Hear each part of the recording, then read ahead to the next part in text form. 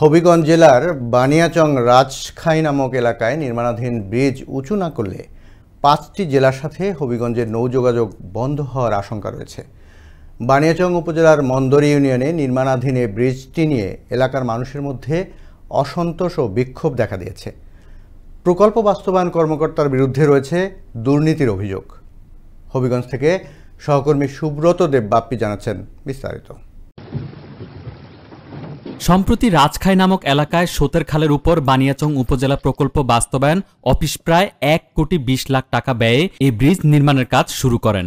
নির্মাণাধীন ব্রিজের উচ্চতা কম হওয়ায় বেশ কিছু এলাকায় নৌপথে যোগাযোগ বন্ধ হয়ে যাওয়ায় আশঙ্কায় গ্রামবাসীর মধ্যে বিক্ষোভ ও বিরূপ প্রতিক্রিয়া দেখা দিয়েছে।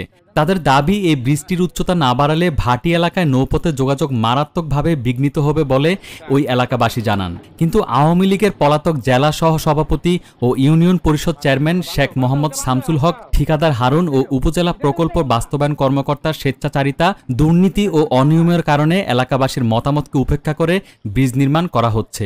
আমরা চাই হবিগঞ্জে আসার পথে ওই ব্রিজটা যেন উঁচু করে দেয়। 13 নম্বর ইউনিয়ন শামসুল চেয়ারম্যান সাহেব ফার্স্ট ছটা ডিস্ট্রিক্টের নৌকা পথ বন্ধ করে দিচ্ছে একটা ব্রিজের কারণে।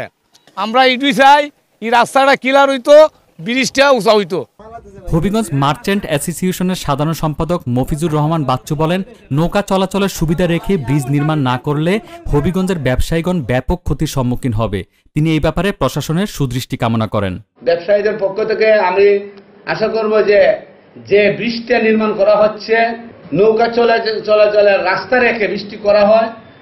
এ ব্যাপারে হবিগঞ্জের জেলা প্রশাসক ডক্টর ফরিদুর রহমান বলেন, এই প্রকল্পগুলো দেয়া হয়েছে স্থানীয় জনপ্রতিনিধিদের চাহিদা অনুযায়ী। যদি কোনো ত্রুটি থাকে তবে তদন্ত করে ব্যবস্থা নেওয়া হবে।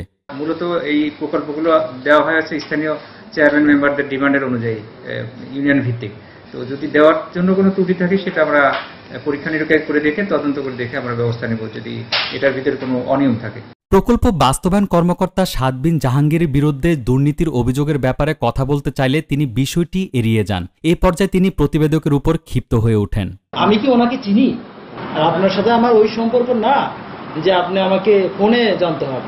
বানিয়াচং উপজেলার সোতের খালে নির্মাণাধীন ব্রিজের ব্যাপারে শীঘ্রই ব্যবস্থা নেওয়া প্রয়োজন বলে মনে করেন এলাকাবাসী। তা না হলে ভাটি এলাকার পণ্য পরিবহনে বড় সংকটের সৃষ্টি হবে বলে মনে করেন সচেতন মহল। এই ভাটি বাংলার মানুষের একমাত্র পণ্য বহনকারী ও চলাফেরার একমাত্র রাস্তা এই সুতের খাল। আর এই রাস্তা দিয়ে বছরের পর বছর এই এলাকার মানুষ চলাফেরা করে আসছে। প্রশাসনিক ও ঠিকাদার প্রতিষ্ঠানের এই বৃষ্টি দুর্নীতির কারণে 5টি উপজেলার যোগাযোগ বিচ্ছিন্ন, কারণ অপরিকল্পিতভাবে বৃষ্টি নিচু। তাই এলাকা মানুষের দাবি, বৃষ্টি যেন সুন্দর ও প্রশস্তভাবে উঁচু করে দেওয়া হোক। আর এমনটি প্রত্যাশা সুধী মহলের। সুব্রত দেব বাপ্পি, হবিগঞ্জ থেকে, আনন্দ টিভি।